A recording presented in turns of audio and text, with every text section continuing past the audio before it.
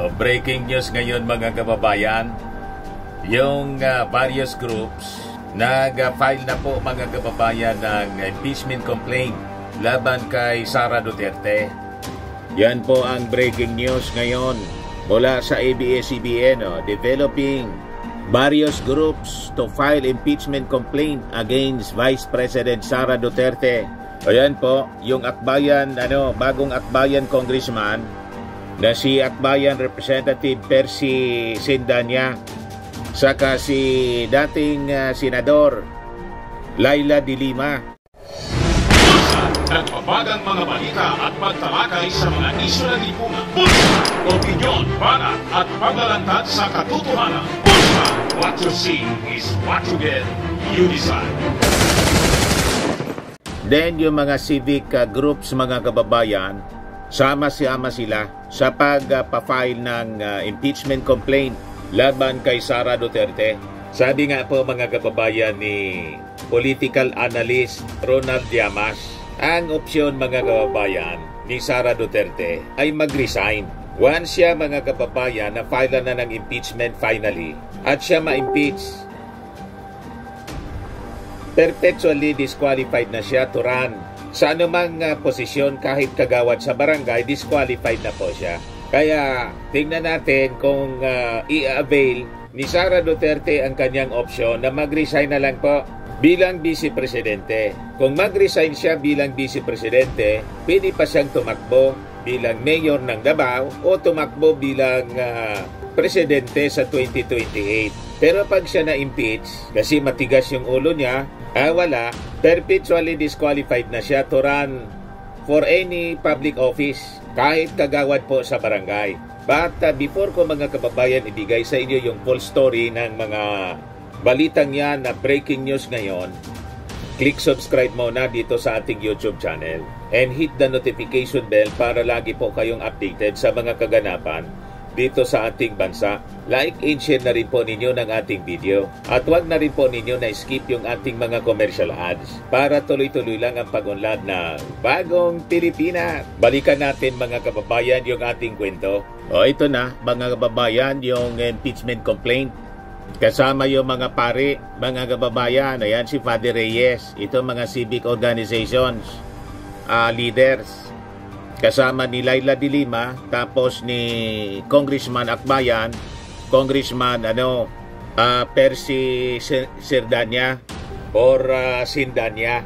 Sa news release niya mga kababayan, sabi dito sa report ng Impact Leadership, Akbayan endorses first ever and impeachment complaint against Sara Duterte.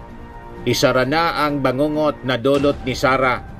Sabi diyan, today, I formally endorse the first ever and historic impeachment complaint filed by our citizens against Vice President Sara Duterte. This moment marks a critical juncture in our nation's demand for accountability. I stand in full support of the brave citizens calling for Duterte to answer for her blatant violations of the Constitution, egregious corruption and complicity in mass murder. Panahon na para isara ng taong bayan ang bangungot na dulot ni Sara. Vice President Duterte deserves to be impeached for her abuse of power and plunder of the nation's coffers. The Filipino people deserve a Vice President who is ethical, accountable, and committed to public service, not one who weaponizes authority for personal gain. The effort to hold Sara Duterte accountable is inseparable from the broader campaign to make her father and their allies answer for their high crimes. The Duterte regime's bloody war on drugs claimed tens of thousands of lives, leaving behind a trail of grieving families demanding justice, closure, and healing. Such closure remains elusive while the perpetrators of these atrocities continue to evade accountability and cling to power. Our country must not allow the Duterte family's legacy of corruption and mass murder to persist unchallenged. The entrenched culture of impunity and graft will only be dismantled when those who perpetrate and profit from it are held to account. This impeachment complaint, click subscribe muna dito sa ating YouTube channel and hit the notification bell para lagi po kayong updated sa mga kaganapan dito sa ating bansa. Like and share na rin po ninyo ang ating video. At huwag na rin po ninyo na skip yung ating mga commercial ads para tuloy-tuloy lang ang pag-unlad ng Bagong Pilipinas. Sa mga nagana po ng malinis and spacious fitness gym, pumunta lang po kayo sa aming Colossal Fitness Gym. We also offer Grab Car Rental with our brand new 2023 model ng Toyota Innova. We also accept booking for those who are planning to travel via PAL, Cebu Pacific, and other airline companies, local and international, and bills payment for Meralco Bills, Aleco Bills, PLDT, etc. Ang Colossal Fitness Gym is located at 3rd floor Security Bank Building, Lanco Business Park, Legazpi City, Albay. For inquiries, look for Gilon Maravillas. Contact number 0966-802-0949. Yan po yung aming Innova. Lagi na pong matao sa amin.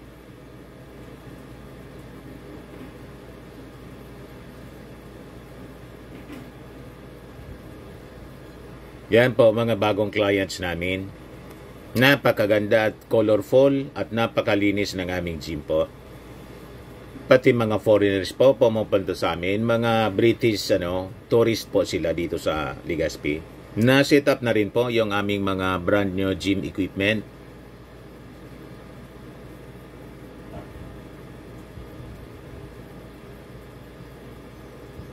May treadmill na rin po kami. Ito naman po yung bago naming product na binibenta online. Eye Glow Serum, whitening po siya. Tingnan ninyo yung epekto sa aking anak na architect before and now. Yung mga inquiries po ninyo, dumiretso na lang kayo sa kanyang Facebook account, Riz Maravillas. Ito naman po, Firmax Firming and Lifting Cream, pinapahid po sa mga pulses and affected area. Mainam po sa paninigas ng mga kaso-kasuan. Ito naman po, Automax Radiant Serum. Sa mukha naman yung application, anti-aging po siya. You will look 10 years younger than your age. Sa mga cancer patients naman po, baka lang gusto ninyo itong itry. Neng siya red mixed fruit drink. Hindi mo po siya gamot, food supplement siya. Kaya lang, gawa siya mga kababayan sa goji berry. Yung goji berry may anti-cancer properties. O ngayon, yung mga inquiries ninyo, dumiritso na lang kayo sa aming messenger sa Facebook para masagot namin agad. Ayos pa? Ayos na ayos niya, Mr. Maravilla. Is but a first step. I must inspire and pave the way for further efforts to bring the Dutertes and their allies before the altar of justice.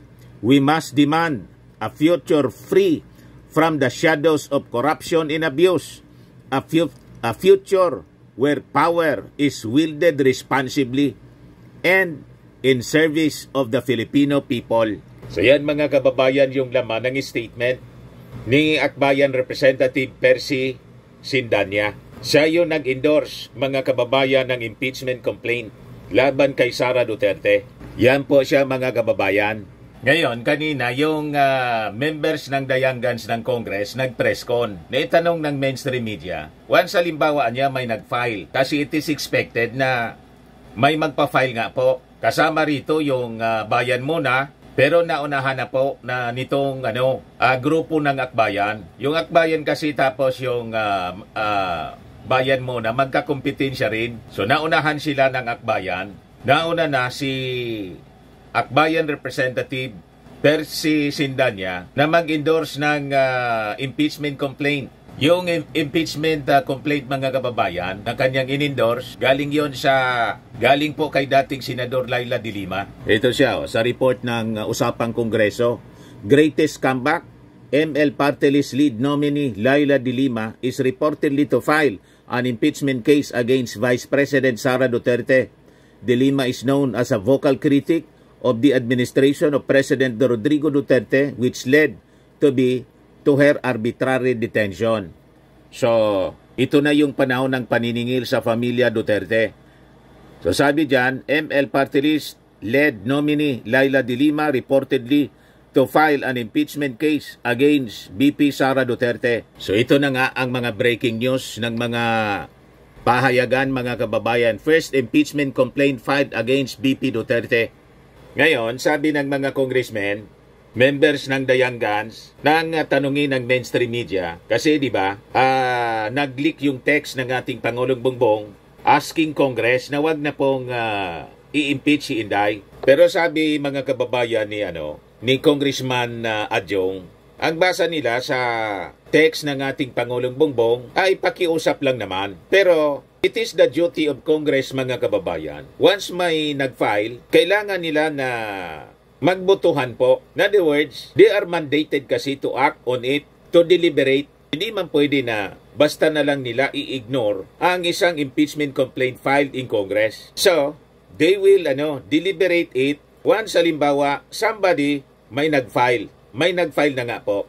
Ito na siya ngayon, mga kababayan. So once, mga kababayan, nagtagumpay yung impeachment, na-elevate sa Senado for trial with 30% of the members of Congress voted to impeach, magsisimula po ng mabilisan yung trial. Ako tingin ko po, alam naman ninyo yung mga politiko, lalo ang ating mga senador, 23 senators ngayon ang remaining kasi po si Ed Angara, si Sani Angara pala, inappoint na ng ating Pangulong Bongbong as DepEd Secretary kapalit ni Sara Duterte. So 16 votes yung kailangan to impeach Sara Duterte. Bawat isa dyan, ito, kuwan ko lang po, analysis ko, bawat isa sa kanila, independent republic yung tawag sa kanila. At siyempre, bilang mga senador, mga politiko yan, may mga kanya-kanyang ambisyon yan.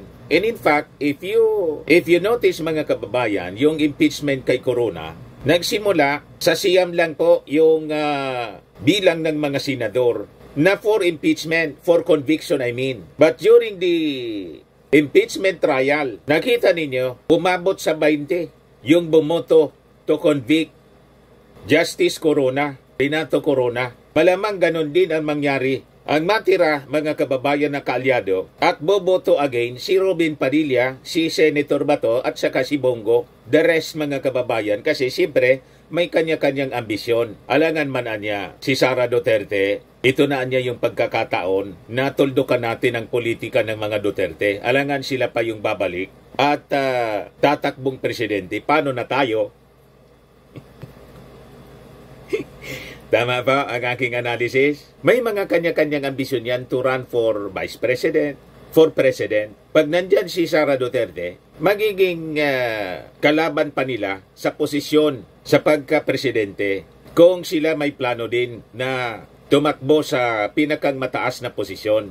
Tama ba? So with that, ako tingin ko, ito na yung katapusan ng history ng politika ng mga Duterte na sila man lang po ang nagsimula na maghukay ng kanilang libingan, mga kababayan. Nilibing nila yung sarili nila dahil sa kanilang mga pinagagawa. Binaon ang kanilang sarili. Lalo yung pinakang huli, nakahindik-hindik na pagbabanta ni Sara Duterte. At tingin ko, mga kababayan, kasabay ng impeachment complaint na to, diretso pa rin, siyempre, yung mga kasong isasampa ng Department of Justice at saka ng PNP laban kay Sara Duterte. So, no one to be blamed, mga kababayan, but herself only.